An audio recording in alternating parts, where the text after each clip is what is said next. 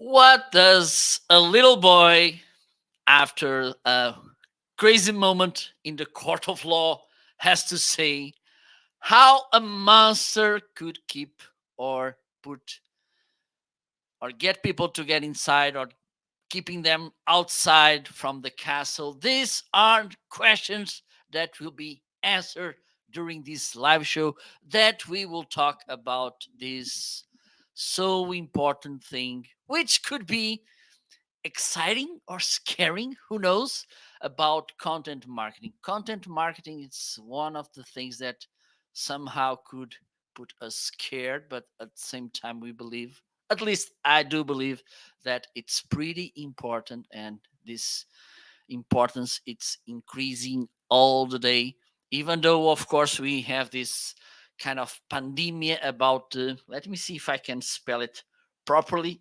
infobesity. So we will know what this is as well, so stay there because in a moment I will bring the guest, special guest Geoffrey Klein, to talk about his book Content Beast. Meanwhile, don't forget to put your questions. If you want to give a try to StreamYard, which is the platform that I use for so long to do these live shows, and you can do it as well. If you go to the description, you will find there the link to try StreamYard for 14 days, and then you will understand why I do love this tool. So let's see. I'm just taking a look at Geoffrey if he already ate the cookie I left there. So let's bring it to the screen.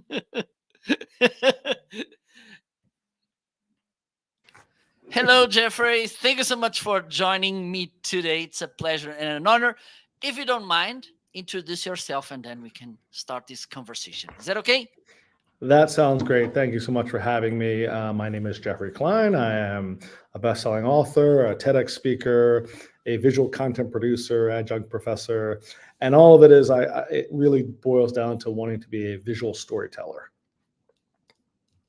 Awesome, awesome. And the thing is, it's kind of crazy that you are a visual storyteller and you wrote a book which, even though as usual books they are more about words than images, but it's kind of easy to make those images in our heads, and this is one of the magical about the written word, is that it makes us to uh, perceive and imagine things in a different way. And this is something nice as well, because when we have, for instance, an image, we both will see the same image.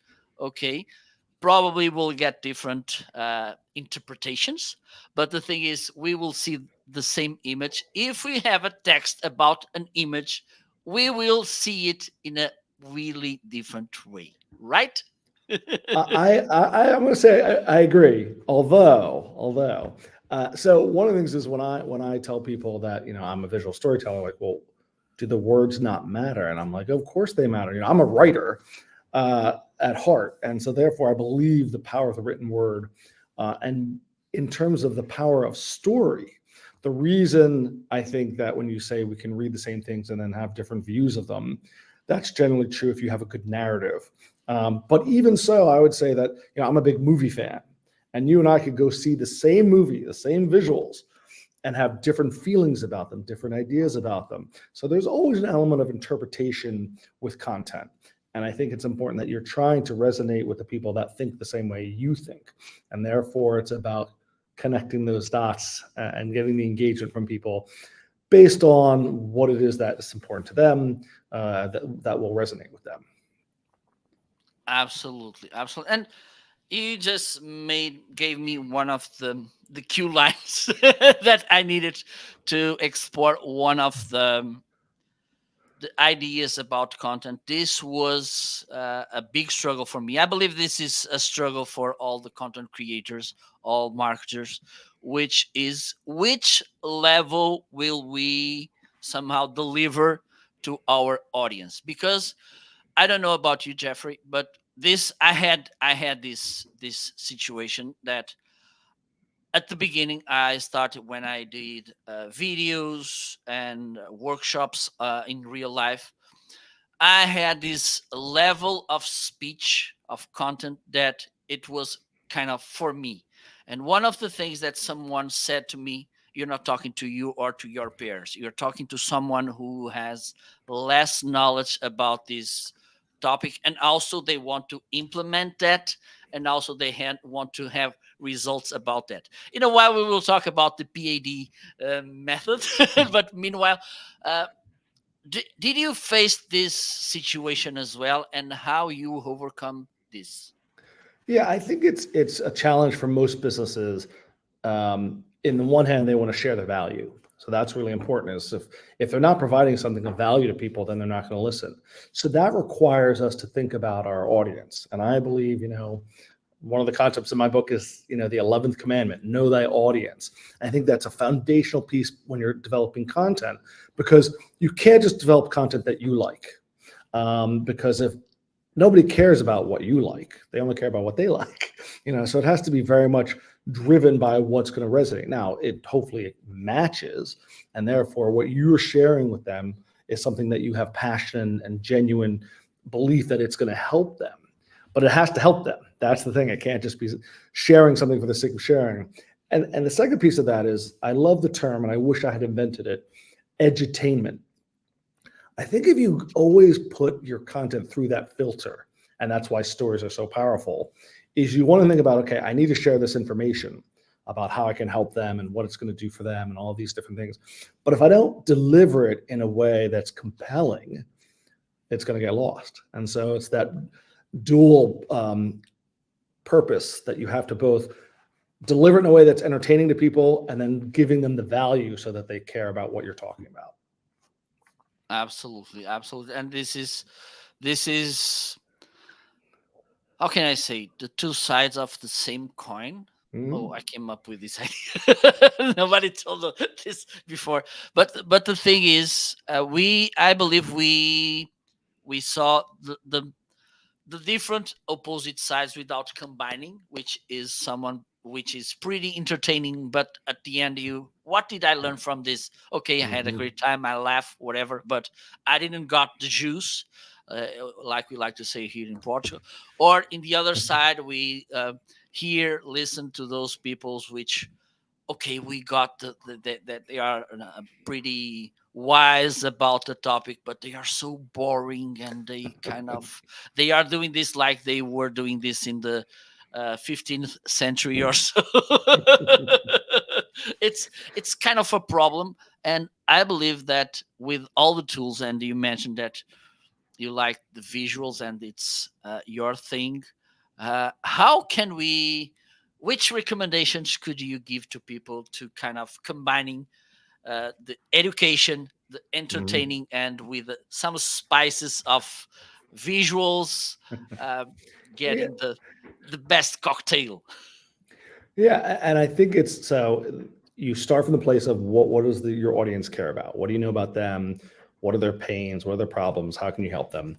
And then whether you're doing it through the written word or audio or visual or some combination thereof, to me, the secret sauce is story. Because if you have a compelling story that's going to include that value, now you're telling a story that talks about the example of why, if you engage us in business, how we help someone. So I think testimonial type videos and case studies are really powerful. The idea is that stories in general are compelling. Now, you want to craft a good story, people are going to be, engaged from that entertainment perspective because they like to follow along in the story. It's how we're kind of oriented. But then the story has the power to elevate the content. It's just not an entertaining story. It also has a point. And I think when you think about the difference between pure entertainment and edutainment for content marketing, the marketing part is about getting people to buy your stuff. I mean, that's the goal, right? As much as we want to share our vision for the world, at the end of the day, it's about the business objectives. And I think, when you align your business objectives in a way that it's actually good for them as well as it makes you money, that's where you really become successful. But the difference between going to see a movie and being entertained and watching a video that has a compelling story, but then also compels you to then take the next step in the buyer's journey. And that's the difference, I think, where you have to find that balance of like, you're telling a story to keep them captivated, grabbing their attention. And then in that story, you're sharing the value that they'd have if they were engaged with you further. And that's what gets them to kind of go to the next step. Absolutely. And let me add some more things to the conversation. Some more layers. Please. Yeah, and one is this kind of nice word which made me kind of need to rehearse infobesity, and also the attention span. And both of them, they work against us somehow, or not, or not. But the thing is, when we have in front of us all the time, everywhere, so many information, it's crazy. And at the same time, we have this thing that we have fewer, how can I say, we give fewer, oh my god, I lost the Less word time somehow. for It, people to want less to time to engage. give an opportunity for the Yeah. content to impact us, because Mhm. you have at some point of in your book this pretty important information. It's less about length and more about relevance. But the thing is, you need to be relevant in fewer time than you had some years ago, because there was not this Right. huge amount of information. So how can we juggle all of this? Yeah. So I'll add another layer to that context. So I love the word infobesity. It's, a synonym for information overload. And the reality is, as you said, every day we get bombarded more and more with more content, more information than we can ever possibly process.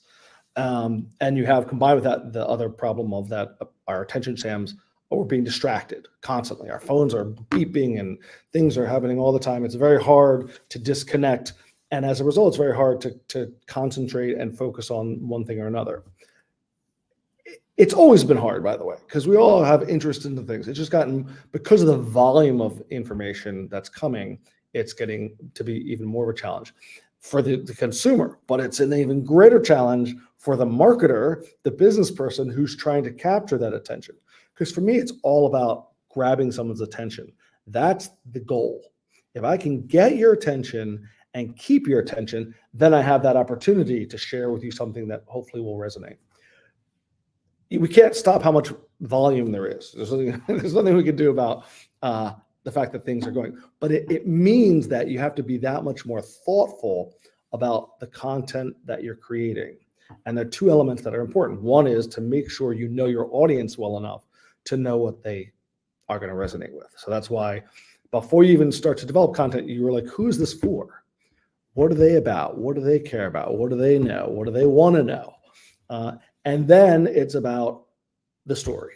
So that's because the science behind it, if you tell a story as opposed to just giving the information, the facts, the figures, the data, if you take those facts, figures, and data and incorporate it into a story, people are more likely to understand what you're talking about and remember it.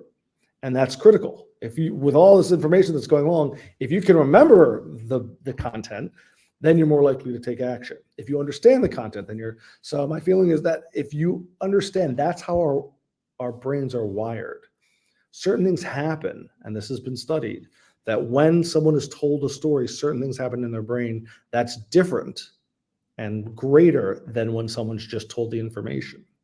There's an expression which is, I don't know if it's information tells, story sell, or something along, data tells and story sells, which I think is so accurate, because we need, it's when we make a decision to take action in any realm, we have to have an emotional connection to do so. We make decisions emotionally, and then we justify it with all the rationale that we need. But that actual reason that gets us to take that action is emotionally based.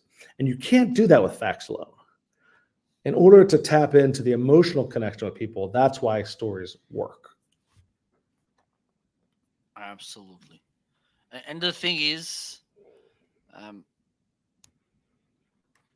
stories, they trigger our emotions because they will make you feel different instead of that boring thing, that boring PowerPoint. So okay, we were born in the Yes. before the Egyptian pyramids and whatever, blah blah blah, we are amazing, we this we are different, we make the can you can tell the difference, because the thing is they are all different, and that's a good thing. So the Oh slogan yeah. is we are different and we are different, but they never told us, they never tell us which difference they have, so which is kind of nice. And the thing is, the funny thing is, we are different, and then you have a complaint and you want, for instance, to get a refund. Oh, we don't refund because our competitors, they don't refund as well, so haha, we Not a good business approach, in my opinion. it's crazy. But let's keep this with and I want to go get back to this length thing, because I'm a huge fan of this idea, because as you said in your book, that we have this goldfish thing that it has a 9-second time span. We started some years ago with 14 seconds. Now we are around 8 seconds. And the thing is, and funny thing, I've seen this movie about Freddie Mercury and Queen, Bohemian Rhapsody, and I Great movie. yes, great movie with that great song that for some people, including me, it was the maybe the best song ever. Write it and sing it. The thing is, they were trying to sell the music, the song, to that producer, and said, "Oh, it's too long. Nobody will listen. The radios, you need to keep it shorter." And they said, "No, this is something that it's like it is." So the thing is, and we hear all the time, and I'm completely not buying this idea that, oh, people won't read, people won't listen, people won't watch if it's too long. We have, I don't know this year, but the other 2023, the Oscars, they they went to long movies. Okay, I don't believe that when the people were writing the movie, no, it's too long, let's keep it short, let's keep it 8 seconds so people will watch it. I think, and just to finish this idea, 1 year and, well, around 1 year ago, I went to a congress, and there was this company that does social media management and measuring whatever, and they were showing their metrics, and they said, look, these are the metrics about our videos, and we can see that they are around, on average, watched 6 seconds, so we need to make shorter videos. I was about to say, no, you need to make better videos. So what do you have to say about this kind of idea about, okay, because in a couple of years we need to make videos in a negative length, because this is going down now. So what do you have to say about this? And I believe that you have pretty nice insights to say about this, because yes, we need to, and this is about the hook, mainly about the hook you deliver at the beginning, so you can keep Mhm. people watching, and also, of course, uh, history, because if you are used to see that that person, that brand, they used to make good content, you will be watching them. So Mhm. after a while, you don't need to sell. What do you have your thoughts, insights about this? Okay, so the question of how long a video should be, I get asked a lot as I produce video and animation. They're like, "How long should it be?" And unfortunately, I give a lawyer answer, which is it depends. So there are what are you trying to achieve with your content? And so the first thing I'll say is it depends on where the person is in their buyer's journey. Meaning that if you're starting with a video that's really about awareness. And so people don't know who you are, don't know your product or your service, and you're trying to get them to know about it. So the person's just coming, and as you said, there's no history there. They're just learning. You don't have that much time. You have less time because they have to have a reason to care, and you have to have a reason to grab their attention. The hook has to be that much better for them to want to engage, and they're going to give you less time the less they know you. If it's now they've been watching your videos, they subscribe to your channels, maybe they've downloaded something of yours, and now you're sending them a video, or you're sharing a video with them, you have more time. They're more invested because of the engagement they've had with previous content. So therefore you can, where you might say, oh, you need 30 seconds or even 7 seconds, as some will say, but now they're like, oh, I'll give you a couple minutes more because now I've built that trust factor with you to know that you have something worthy of my attention, worthy of my interest. And then it depends on, and then in the further along they go to getting to that buying decision, the more time you can give them, because now they're like, okay, I'm going to look into buying this car. I need to know a lot about it. So that's why you can have these videos that go in deeper about whatever the product or service is before they make that final decision.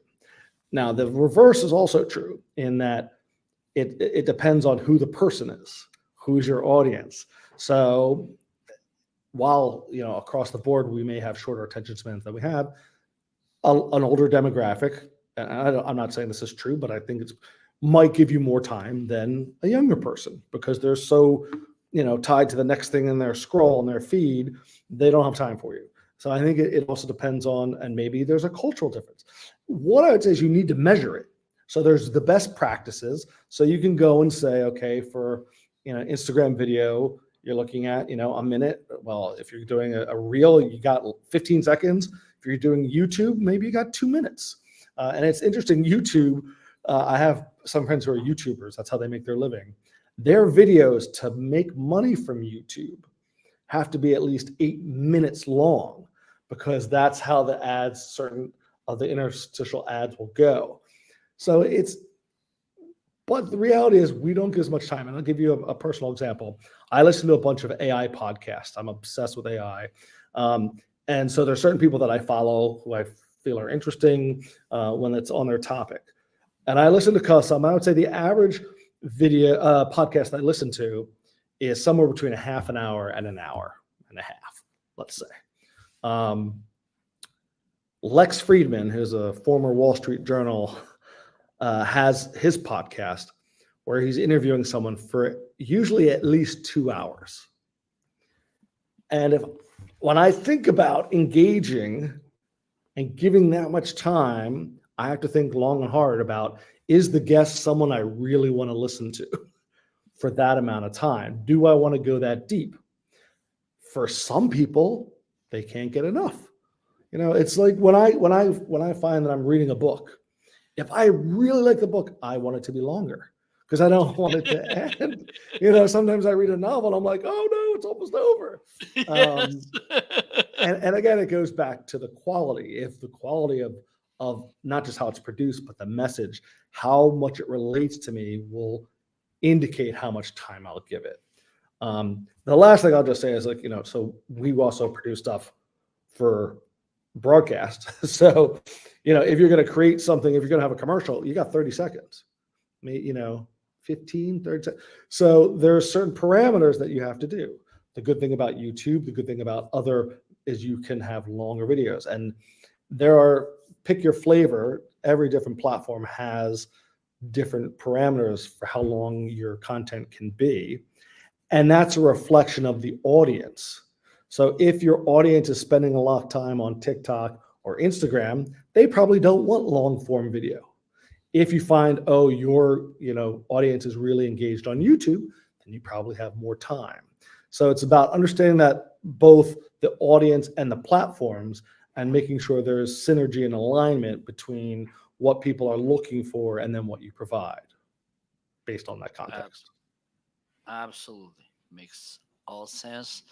And there's something that I want you to talk a little bit about, because this is, I've for many years, I was a marketing trainer, and there was always this struggle when we need to talk about target market. Because one of the things that people thought, and this is kind of a misconception, but at the same time, it has to be okay, which is we should focus in that kind of that slice of the pizza that will be more likely to be our audience. Okay, instead of Hmm. thinking the whole pizza, let's think about that slice that probably will be our audience, our customers. And meanwhile, uh, it came this inbound marketing thing and also this buyer persona that we tend to talk too much. Not too much, a lot, because it has to be, not because it's kind of, oh no, we should talk at least 10 Some times. people think it's too much, but I understand. Yes, yes. So,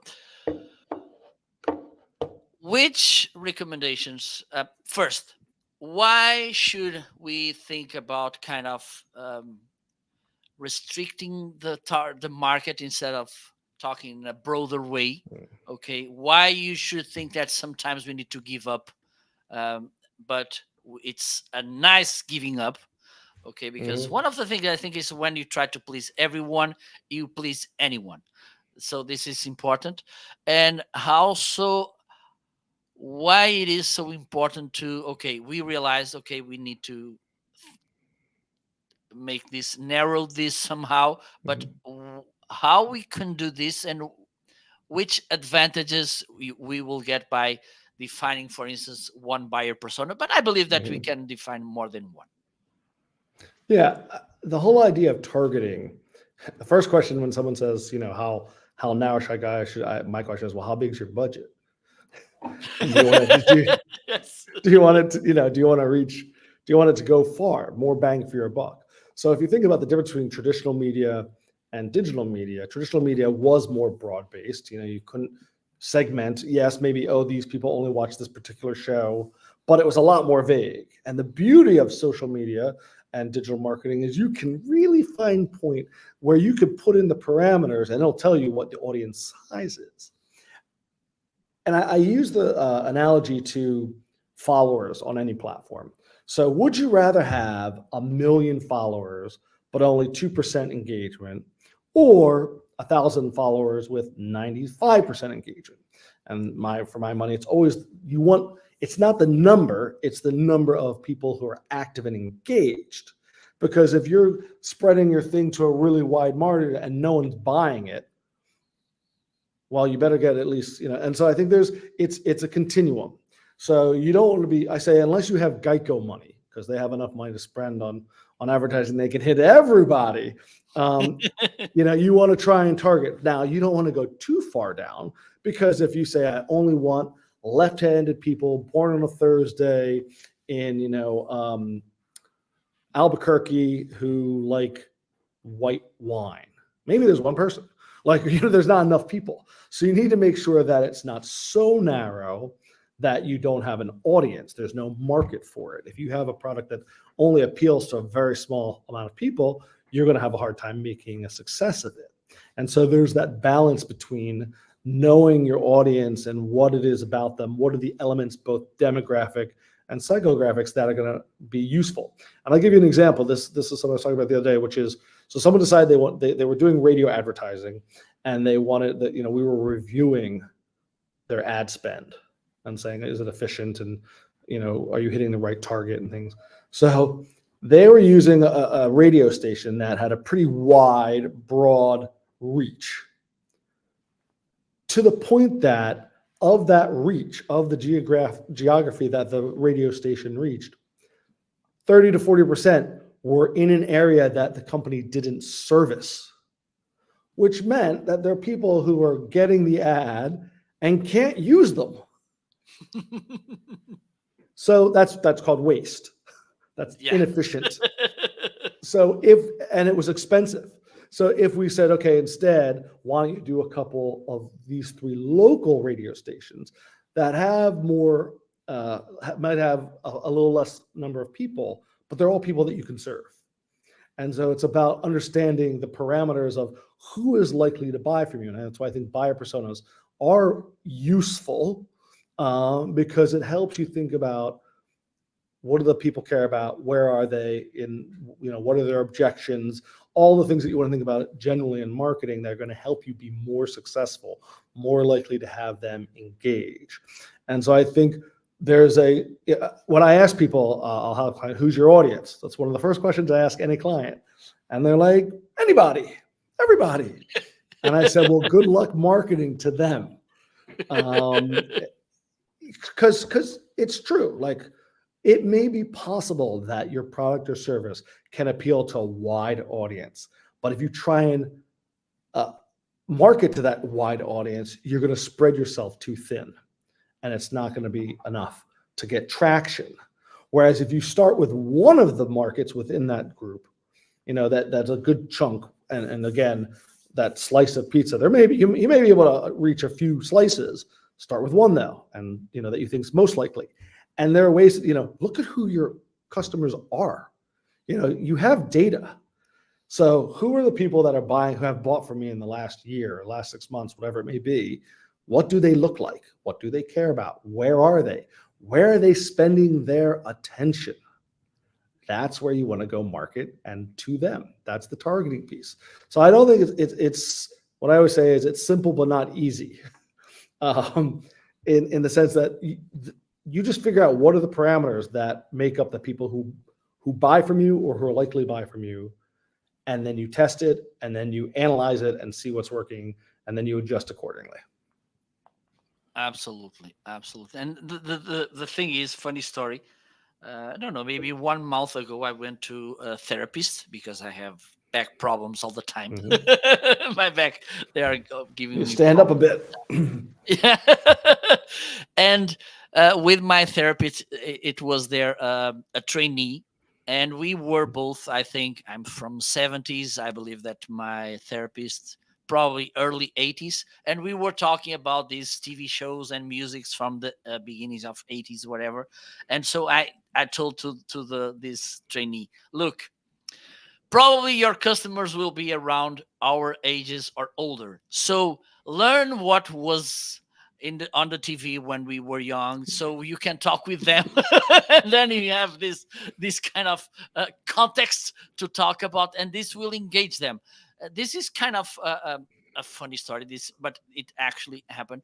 But the thing is, when you understand who your audience is, you can make a huge difference. Because, for instance, in a therapist that you are there suffering, okay, it's good to have these conversations, because we spend there 45 minutes, 1 hour. So if we have these nice topics to talk about, I believe that the time will go faster and not so painful.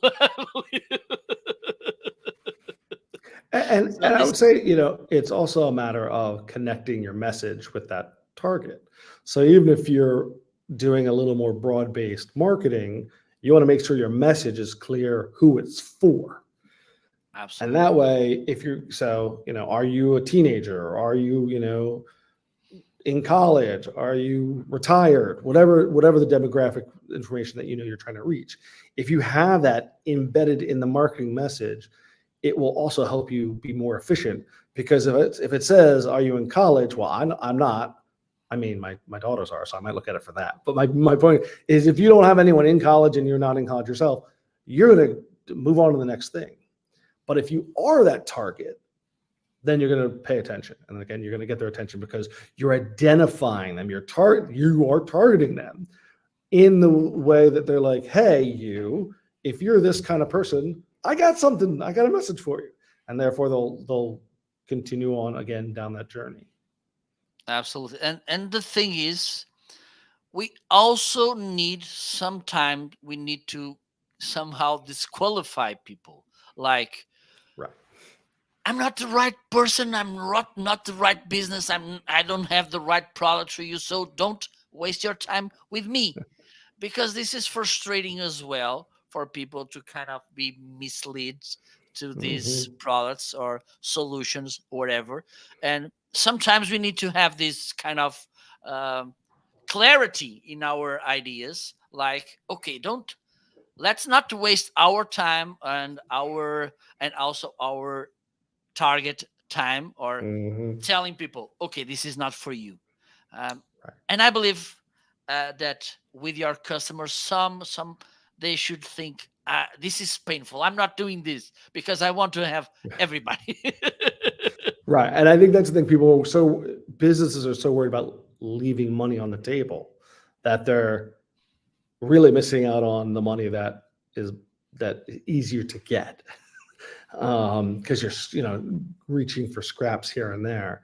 And I think, yeah, you talk to any salesperson, and it's critical for them to disqualify people so that they don't waste their time. They want to they want to qualify that prospect as quickly as they can, so that they can then, if they're not the right person, they can move on. And marketing is no different in that regard. I mean, you're trying to create that prospect for if you do a good job of disqualifying people from your marketing, your sales team is going to be really happy, because they're going to be getting those leads of people that already are predisposed to want what you're selling.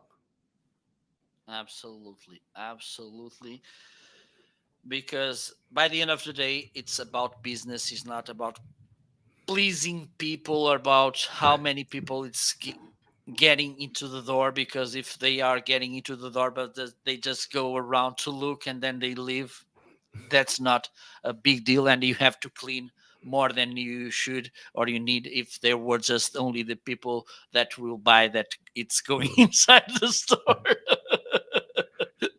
But there's another thing about decisions that you have in your book, and one specific one, it's my beloved one, even though I understand that the other one, it's important too. And I'm talking about the balance between evergreen content and fresh content. Could you first explain which one is which one? Okay, what it's fresh content and evergreen content, and also why we should somehow balance between both of them, because they are important as well, both. Yeah, I had this concept, and was acting and behaving in that way, and then I finally put a name to the second part. So evergreen content is something that marketers talk about a lot. It's content that is basically will last for a long, long time. So whether or not you post it today, tomorrow, next week, 10 years from now, it should still, maybe not 10 years, but it will last beyond the moment you post it. And the idea is, so I like, national holidays. So if it's today, I'll give you a great example. Today, we're live, right? Is Yep. March 14th, 3.14. Today is International Pi Day, which is the mathematical symbol of pi, not pie that you Yep. eat. It is and the reason it's today is because it's the first three digits, 3.14, blah, blah, blah, blah. So every year, Pi Day is the same day. Every year, it's March 14th, 3.14. I don't know how it works in Europe, because you do it the reverse way, but I'm not going to get complicated with that today. Yes, we have it's 14.3. Yes. But for Americans, let's just say for this market, Pi Day is the same every day. So I could create a Pi Day post today that will work next year, the year after. It's evergreen, because Pi and what it's about is both the same. St. Patrick's Day is coming up in America. Same thing. It's always March 17th. So if you think of things that I always use this example, because I just think it's a great one. So I had a friend who worked at a marketer at a accountancy firm, and they would write their blogs for Thanksgiving in November. They would write them in February, because just the time that they had, and the point was that Thanksgiving wasn't changing when it was. And the general gist of Thanksgiving, of being thankful and grateful, wasn't going to change. Now, they may tweak it a little bit based on some things that happen. But evergreen content is content that you can schedule. And that, to me, is why it's really important to balance it, because you can get ahead. You can batch some content and have it going so that you continually are feeding the beast. on a consistent basis without worrying about it. You can set it and forget it. And I think that's why evergreen content is so important. But the other kind of content, I finally came up with a name for it. I was like, evergreen fresh cut, because it's the difference between, evergreen trees last forever, fresh cut, you cut the flowers and they last for, a couple weeks. So that's the idea between fresh cut content, is it's of the now. It's something that's happening now that in a few weeks will be gone. And so some things do happen the same time every year, but the specifics are different. So I give the example, the Super Bowl happens every year in America. So you could do your Super Bowl promo this year, but you couldn't put what teams are in it now for next year because you don't know who's going to be there. I look at the example I was giving was, so they were talking about a new Olympic sport. They were announcing that, now handball has become the new Olympic sport.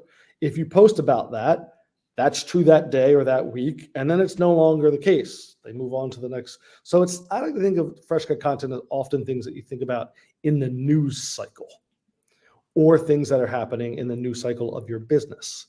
So you've just got a new product. You're announcing it, you're launching it, fresh cut. It just happened.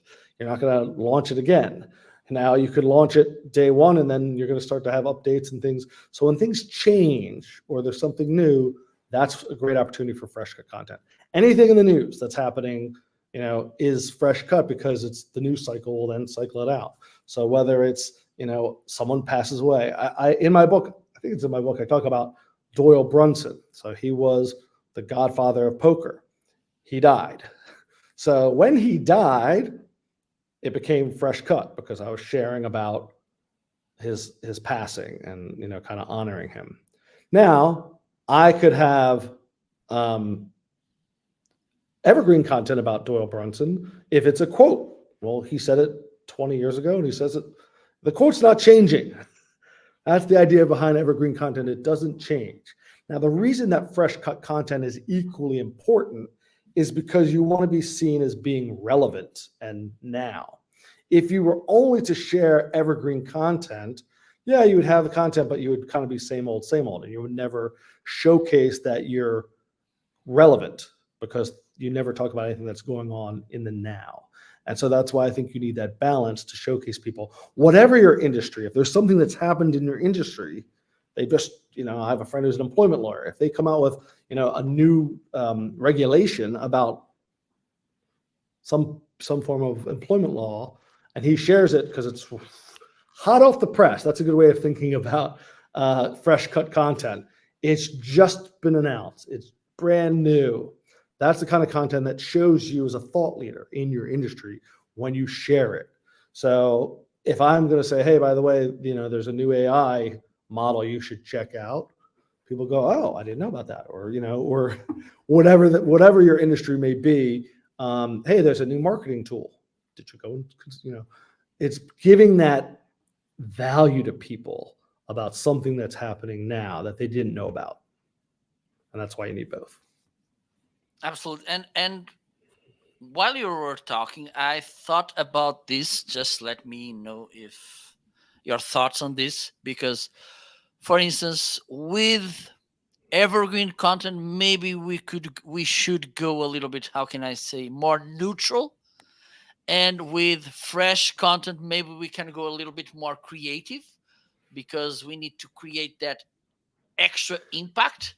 And for instance, evergreen content, because it's a content that goes a little bit longer in time, maybe we want to be a little bit neutral so we don't get like this trend thing, because when we tend to go a little too much trendy, even though the content could be nice or good or relevant, we will lose this kind of impact. I don't know if it's to say.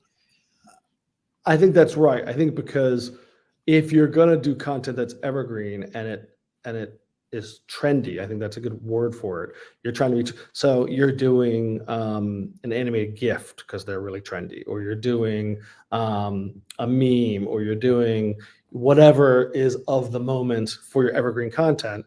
Well, then it's not really evergreen because next year that may be out of fashion, whatever it is you did, and you can't reuse it.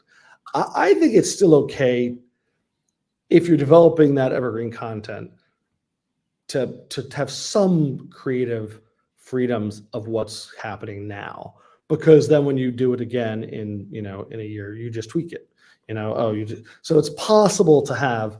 I don't want to say you should be limiting your creativity based on whether it's evergreen or fresh cut, but I think there is an element of the kind of creativity that you infuse based on what else is going on at the moment versus what else may or may not change, and making sure that you don't date your evergreen content the moment you send it out.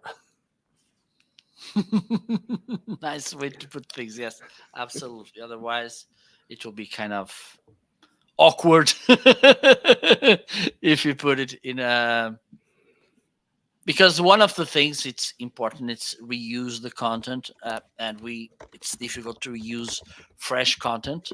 Okay, so if we are delivering again, or that slice of evergreen, or the whole pie, not the number, the Big cake, pizza fan. I'm getting a sense you like pizza. Do not get me wrong. it will be a little bit crazy to send it with some timestamps or something Mm. with that. But I want to cover two things that you mentioned in the book, and also in your on your TED talk. And one, it's, I think I'm going to leave the PAD to the end, so people will get there and they need to stay till the end. And There one you of go. the things you mentioned in that TED talk was about that episode at the court, that you were Mm. interviewed and you said that you were excited and scared at the same time. I believe this is the feeling, at least on my side, it is that that I'm facing. Okay, let me put this in the first person because I want to listen to your perspective as well about AI as a content creator.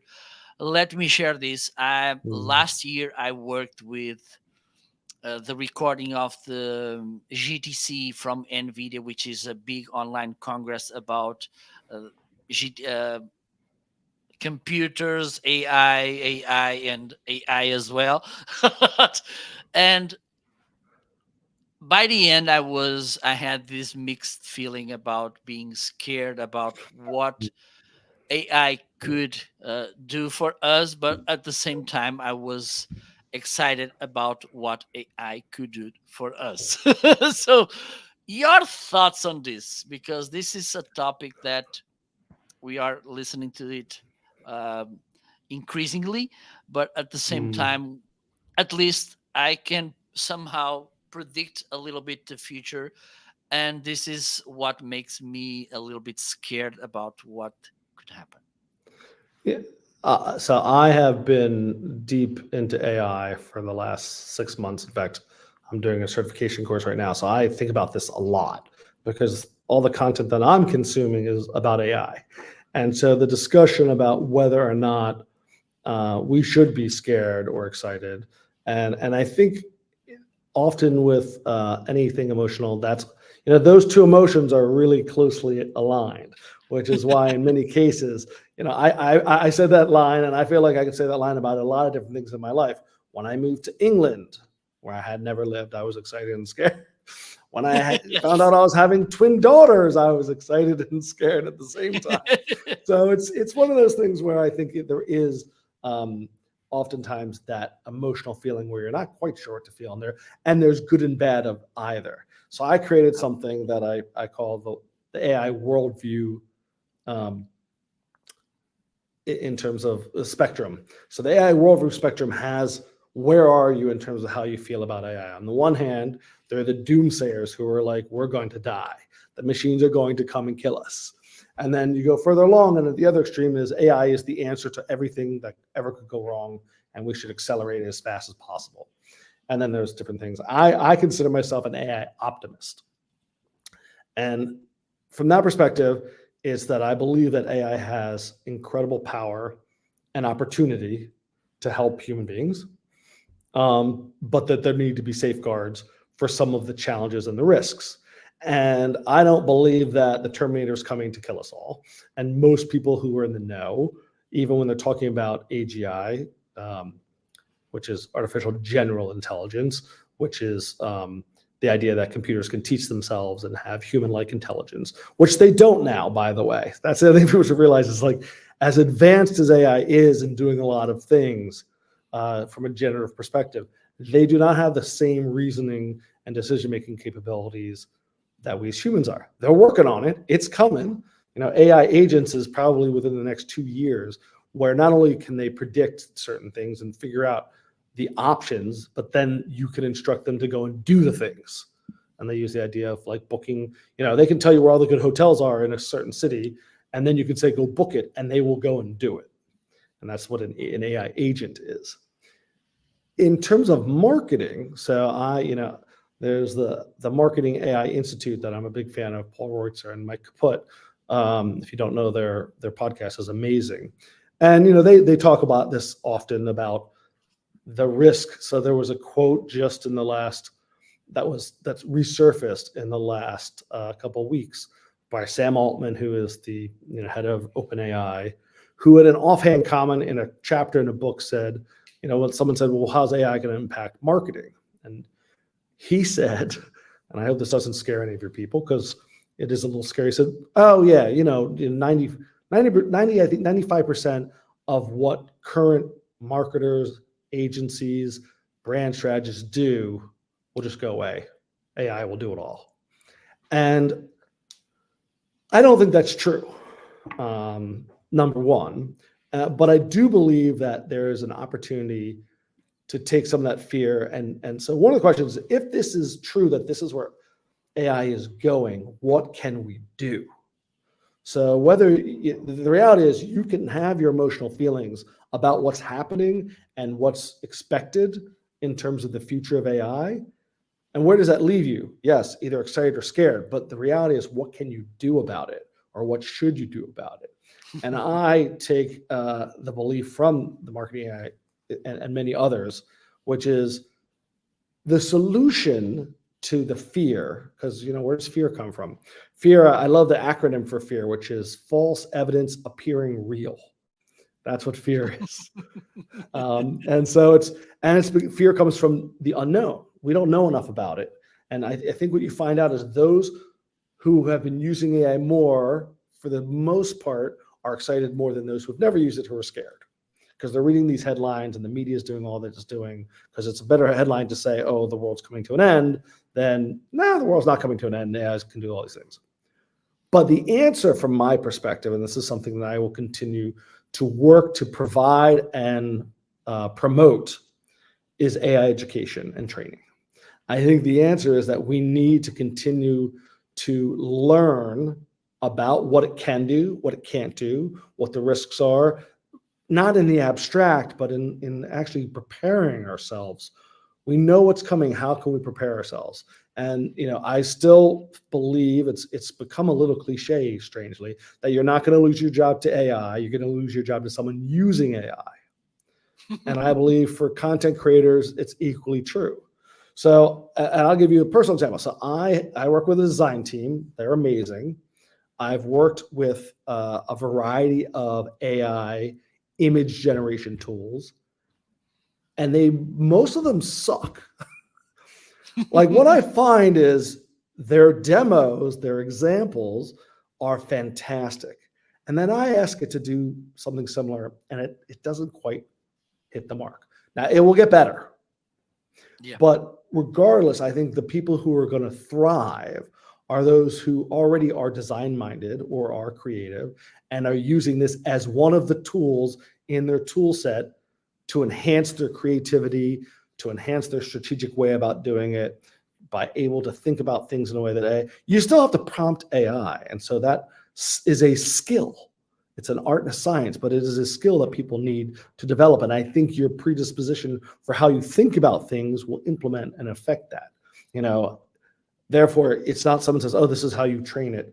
And then, but if you're a very left brain kind of person, you're not going to automatically become a right brain kind of person. I believe everyone is creative, but not everyone's artistic. So it's about being, applying that creativity to the artistic tools. And I think, so yes, is there a possibility or likelihood that in 5 years' time, I might not be engaging the same creative team because they're not able to keep up with the new version of people that are leveraging AI tools to create things faster and better? I think that's really important, is that yes, AI is really good at crunching data really fast and predicting things really fast. The goal, I think, of AI is not to replace, but to enhance, to create not less work, but better work. And I think that's where the approach that I think people need to have. And there are lots of people who are working on the doomsday kind of things, whether it's deep fakes and things like that. Yeah, that needs to be addressed. Because right now you can't trust anything that you see. You just can't. You just can't. I think you're a real person, but I don't know for sure. And I think that. So I think, again, there's a sentiment. I'm doing a speech to a conference, and I was sharing this with someone. They said, "That's a great slide. You should just have that in slide." So what I always say is, so today, I'm going to actually say this tomorrow. So if anyone is hearing it for the second time, it'll still be true. Today is March 14th, 2024. Today, AI in its current form is the worst it will ever be. So whatever you think about it now, it's changing tomorrow and next day. And so you have to brace yourself. I think you have to temper those fears with the opportunity to learn. And one of my goals is to take a lot of that noise, because I think right now people are suffering from AI overwhelm and intimidation. And the way you get over it is to engage with it, to start using it, seeing what it can do, taking trainings, I want to be, a force for positive AI engagement, trying to help people enhance their AI literacy, because that's where we have to start. We have to start with literacy and then eventually proficiency. But yeah, I am excited and scared at the same time when it comes to AI. And I think any reasonable person would be. But I, like anything else that I find myself in that situation, I'm cautiously optimistic about it. And want to be anything that you have a real fear about. I think the way to get over it is to tackle it head on. And that's how you go through the, so I did rappelling down, and this is actually in my book, the story of I'm afraid of heights, and I was down a cliff, and, and the slogan for the company that did the rappelling was "Feel the fear, but do it anyway." And sometimes, at the time I was like, that's terrible and I hate you. But sometimes that's not bad advice, which is it's natural and human to have these kinds of concerns. And then what? What are you going to do about it? And my response is educate yourself, train yourself, learn, so that you can tackle those fears. Absolutely. And this brought us to that last slice of this conversation, because you had this simple but useful and effective method, call it PAD. You mentioned the problem, you somehow brought the answer, and by the end you need to have, and this is important to understand the difference. Do you want to cover, Yeah. because if you want, sorry, for those watching this live or later, and by the way, I've been putting at the top the link where you can find it. Has also in the description and comments on LinkedIn. I think, yes, it's there as well, so feel free to check. And by the way, I believe it's in a deal in the Kindle version. Okay, so hurry up before it's ended. $1 or 99 cents, because $1 and it's a little bit more expensive in this side of the ocean because of I'm sorry. taxes. You But can't the get thing away from is, the tax man. yes. So hurry up and get the book. I'm gonna leave the link in the up there. So can you talk a little bit about this PAD method Yes. so people can be more effective creating content? So in a lot of my presentations, I talk about the why story matters, and it has to do with how our brains work. And then I talk about what is it you should do in terms of content. And so tell a story. And then they go, okay, great. I'm into it, but how do I do it? So I wanted to develop a really simple tool that people can implement no matter what industry you're in and what product or service you're selling. And I call it the story pad, because every good story needs a beginning, a middle, and an end. And so this is the analogy is the story pad is the P is the beginning, the A is the middle, and the D is the end. And so, okay, great. Story pad, beginning, middle, and end. What do they stand for? So this is where I reveal. So the P of every good story, especially in content marketing, is to focus on the problem or the pain of your customer. So that's the thing we talked about. We've talked about a lot, knowing your audience, understanding what's keeping them up at night is a lot of way people talk about it. So, and it actually does something interesting, not just to grab their attention. So it does two things. It grabs the attention of the person, and it also disqualifies people, which I think is an important note that I thought about when we were talking about that. So, and I use it, the example I often use is personal injury attorneys, because as horrible reputation that they sometimes have, at least in this country, the ambulance chasers, they are really good at understanding how to talk about the problem that their audience has. You see it on billboards, you see it on subway stations. Have you been injured in an accident? If you have that problem, you will resonate with that message. And if you haven't, you will just be efficiently put to the side. And then it's so, and you could apply that for anything. Just think about what the problem is and ask the question, do you have this problem? Are you trying to lose weight? You'll see things like that. Are you trying to make more money? Are you trying to be more productive? Do you have long fingernails? You don't know what to do. Whatever it is, start with the problem, because that's going to hook them and get them. Then the A is the middle of the story, is the answer to that problem. If you've been in an accident, we can help you get compensation. Just come to the Marco and Geoffrey's law firm, and we'll be sure to find ways to sue whoever it is. And that's where a lot of companies stop. They say the problem and the answer, and then they just stop. And as Marco was saying, I think the D, which is the end of the story, is really important in terms of taking people all the way, which is the D is the difference that the answer has in that person's life or business. What is the impact of engaging our product or service? And the way to think about it is, like, you want to paint a picture of the transformation from where you start and where you end. What's life like when you have this problem? And then you get the solution. What's life like when you've solved it? And it's usually somewhere really awesome, and that's the thing. So the PAD, problem, answer, and the difference it makes, is a really simple yet powerful way to think about constructing your marketing advertising stories.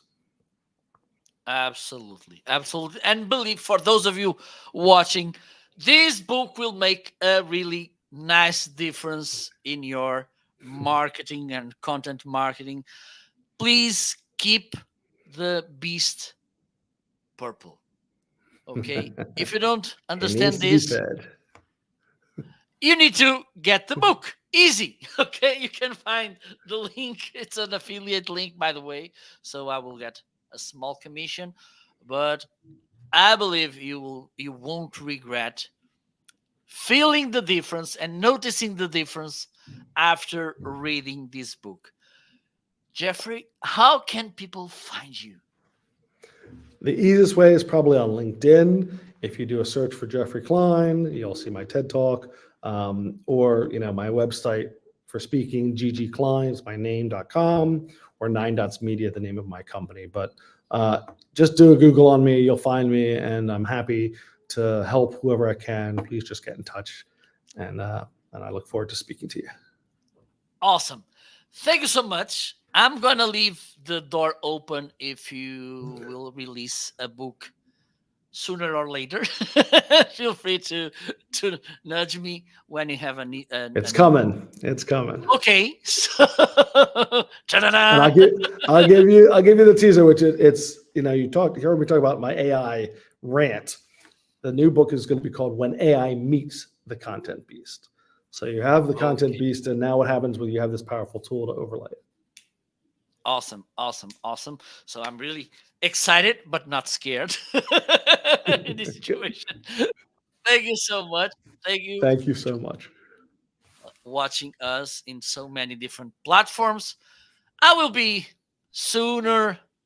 I will be back with more guests, with more stories, with more nice conversations. So don't forget to hit the follow button or to subscribe, and we will be back soon. Bye bye. See you soon. Thanks so much. Take care. Bye